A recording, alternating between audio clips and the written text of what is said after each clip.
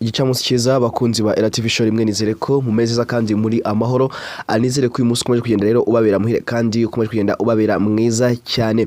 aka kamwanya rero ibi nkuko tukesha Kremlin ibiro bya president cyangwa se presidence y'Uburusiya bamaze gutangaza avuga ko president Vladimir Putin asubitse umunsi wa Russia Day rero ko ari umunsi n'ubundi wahariya mu Burusiya bizihiza ubwigenge bwabo cyangwa se igihe n'ubundi bavugaga muri leta zunze ubumwe z'abasovieti cyitwaga Union of Soviet Socialist Republics akwiza kakamwanya n'ubundi amakuru akavuga ko ibi byose gitumya bisubika ari ukwera ibitero n'ubundi bya Ukraine ku butaka bw'igihugu cy'Uburusiya ndetse no mu mijyi imwe myinshi gikomakomeye nka St Petersburg, Moscow ndetse n'ahandi nka Kursk bivuga ko n'ubundi akakamwanya ibitero bya Ukraine bikomeje kuba bibi cyane mu gihugu cy'Uburusiya. Akwiza amagingo anga rero tugiye kureba ese bimeze gute urugamba ruhagaze gute tugiye kubigarukaho cyane gagetano kuri kagenzi kako ni mu gikanye n'ubundi mu burasirazuba bwo hagati naho Amerika ndetse n'igihugu cya Iran nabo bakomeje kwesurana cyane aho uyu munsi hagiye hagaragara yuko n'ubundi ibintu bikomeje kuba bibi cyane ari ubutumwa mu kanya president wa Amerika Donald Trump amaze gutangaza avuga ati abanya Iran bategereje yuko bazabona Mesiya ngaze kubatabara cyangwa se uwo bita Imana y'aba Islamu tibategereje ko izabatabara turaza kubiga ko turebe rero uko byifashe byose muri rusange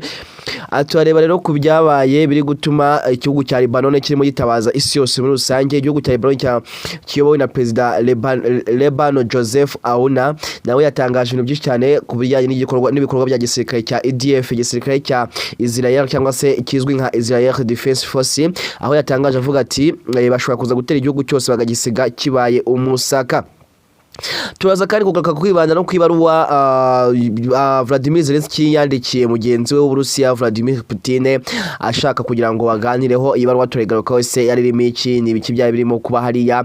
turaza rero kugaruka n'undi wo ku mateka y'ibyo birori bya Russia Day impamvu ya Russia Day yari ingenzi cyane ku baturage b'Abarusiya ndetse n'abayobozi babo muri rusange se ishatse gusobanura iki byose rero tugiye kubigarukaho gatanu kuri kagenzi kako turebe uko byifashe hirya no hino ariko cyane cyane turi bwinje no mu rugamba turebe uko urugamba rwifashe cyane hariya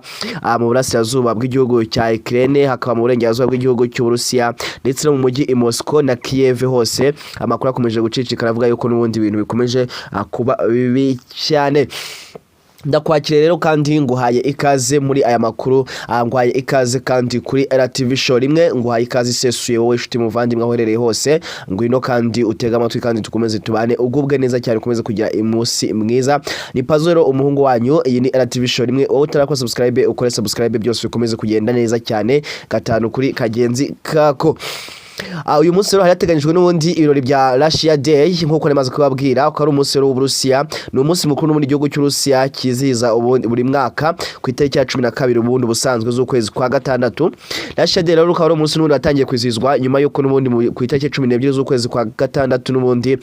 mu 1990 n'ubundi inteko n'ubundi nkuru y'Uburusiya yasohoye itangazo ry'uko Uburusiya bwabaye cyangwa se bwabonye ubusugire bwabwo cyangwa se bwibohoye mu gihe n'ubundi leta zunze ubumwe z'abasoviete cyari kirimo gisenyuka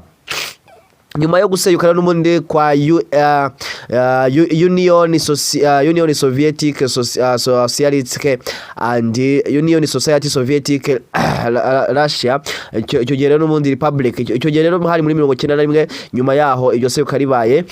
n'ubundi uwo munsi wahindutse n'ubundi kimenyetso cyo kwibuka n'ubundi ishingwa ry'Uburusiya ubwabwo ndetse n'ubundi no kwishimira ubwigenge bwabo n'ubusugire bw'igihugu cyabo bikaba kwizihiza umuco n'amateka by'Uburusiya gusa ntatabayeho ibindi bihugu ibirori rero ku Burusiya ibirori rero iyo byabaye bisanzwe hakunda kubamo ibirori bya leta nyine ugasanga leta yabikizamo amafaranga ndetse abantu bakabyitabira ari benshi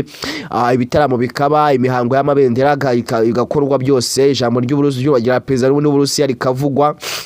ariko kuri no show rero bikaba byasubitswe bikaba rero byarangiye uyu munsi wa none ibyo rero bikaba byarabaye nyuma y'uko n'undi icya Union of Soviet Socialist Republics gisenyutse byari cyitwaga ubumwe bw'ibihugu by'abasoviete by'abasovieliste bikaba rero ari uko byari bimeze cyangwa se zari leta zunze ubumwe z'abasoviete nkuko benshi bakunda kubivuga mu ngingo ngaya zahari harimo ibihugu byinshi cyane byo mu gikomuniste cyane byari ibihugu n'ubundi bigizwe byinshi cyane byari ibihugu bihuriye ku butegetsi bwa gikomuniste bwabo harimo rero Uburusiya, Ukraine, Belarus, Kazakhstan ndetse n'ibindi bihugu n'ubundi byo mu Burayi bw'iburasirazuba muri Aziya hariya. Yes, rero niko byagenze icyo gihe rero byabaye n'ubundi kugira ngo harwaye intambara y'ubutita kugeza mu Rwanda rero n'ubundi uyu munsi rero ukaba wasubitswe. Ese twabaza ngo ese ni kuki uyu munsi wasubitswe byagenze gute? Intambara n'ubundi hagati y'Uburusiya na Ukraine iracyakomeje kandi n'ubundi nta ruhande ruri gutsindwa cyangwa se ngo rutsinde bihambaye, ariko cyane cyane mu burasirazuba bwa Ukraine Donetsk mu turere n'ubundi duturanye na Donetsk naho hakomeje kuba n'ubundi mirwano ikomeye cyane y'ingabo ku butaka n'ubundi hagati y'ingabo za Ukraine, ingabo z'Uburusiya ndetse n'ingabo z'Abanyakorea ya ruguru. Uburusiya n'ubundi ukaba bukomeje kugerageza n'ubundi gusunika umurongo w'urugamba kugira ngo bwigire imbere bufate ibice bikomeye cyane kurusha, ariko n'ubundi nayo Ukraine nayo igakomeza kwirwanaho kugira ngo irebe ko ibice byayo n'ubundi bitagomba gufatwa byose ari byinshi cyane muri rusange. Akweza abagingo angana n'ubundi uturere twa Zaporozhye ndetse na Kherson akakamwana naho hakomeje kuba ibitero no kurasana n'ubundi cyane n'ubundi ibitero bya drone ndetse n'imbunda ndende cyane zirasira kure, bivuga ko akakamwanya n'ubundi ibitero biri kugera n'ubundi hari amwabiri bice hose bikahagira umusaka. Mvuga ngo akakamwanya mu burengerazuba bw'Uburusiya naho hari ibitero, ariko cyane burasirazuba bw'igihugu cya Ukraine hakomeje kwibasirwa cyane ko ari naho uduce twinshi duturi twafashwe n'ubundi igihugu cha Russia. Mu Burusiya rero naho ubwabwo Ukraine yakomeje n'ubundi ibitero bya drone ku ntera ndende cyane ngo imyagabo ibitero bya drone aho drone irimo ibasha kugenda kilometero 9,000. Urumva ko ni drone ifite umuvuduko drone ibihumbi 2,000 nako drone ibasha kugenda kilometero 2,000 2,300. Urumva ko ni drone zihambaye cyane, bikaba rero muri ngimigaba ibitero Ukraine n'ubundi komeje kugaba ibitero n'ubundi ku bikorwa by'ingufu n'ibikorwa bifasha n'ubundi abasirikare muri rusange, ndetse n'ubundi Uburusiya nabwo bwabwo buvuga ko bwahanuye drone nyinshi cyane za Ukraine muri aya masaha y'igicamunsi gusa guhera mu gitondo kugeza akakamwanya intambara n'ubundi ikabikomeje kubica bigacika muri Moscow. Rero nabyo byatumye uyu mujyi uyu munsi basubika Russia Day cyangwa se umunsi wahariwe ubwigenge w'Abarusiya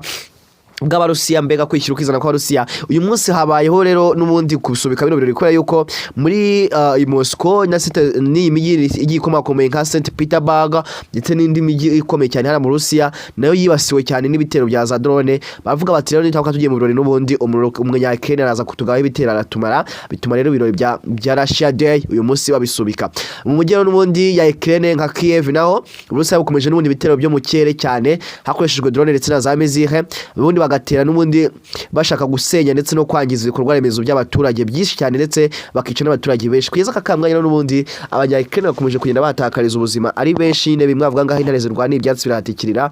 bakomeje kugenda bapfa, inyubako zisenyuka, abandi bahunga, ubuzima bwabaye bubi cyane muri Ukraine kugeza amagingo yangaya. Ni mu gihe kandi rero nubwo harimo hategurwa muri no minsi byose bikuba mu gihe amakipe ari muri Amerika, muri Canada ndetse no muri Mexique bagiye gukina igikombe cy'isi. Uyu munsi bari muri ibyo bihugu rero amarushanwa akaba akomeje cyane, ariko n'ubundi gikwatuzi ko mu minsi igikombe cy'isi keshi namaza kuna kuyazihagarara, ariko ubu ngubu hoho ntabwo byabaye cyangwa se ntari byigeze bikorwa. Uyu munsi yo kunambara yo ku butaka Uburusiya buracyafite n'ubundi inyungu nyinshi cyane, buracyari gutsinda, ufite ahantu hanini cyane, kandi bufite n'ingabo nyinshi n'ubutaka bumwe na bumwe bwigaruye kuva mbere hose, n'ubundi baracyafite ubwo butaka, ariko n'ubundi ntabwo bashobora kugera ku ntego zo kugira ngo babwongere cyangwa se babugire burebure. Mu bitero bya kure na kure rero bakoresheje drone ndetse na za missile, Ukraine nayo irimo iragenda yongera ubushobozi bwo kugera kure cyane, bivuga ko cyane akakamwanya Uburusiya buri kuraswaho cyane, nayo mpamvu bashaje kuvuga ko intambara ishaka kuzajya gatatu isikora yuko Amerika yinjiye mu ntambara itangira gufasha igihugu cya Ukraine, nubwo nayo bwayo bitayoroheye, ndetse n'ibindi bihugu byose bigize umuryango wa NATO byinjiye mu ntambara bishaka kujya gufasha igihugu n'ubundi cya Ukraine kugira ngo barebe ko cyatsinda igihugu cy'Uburusiya.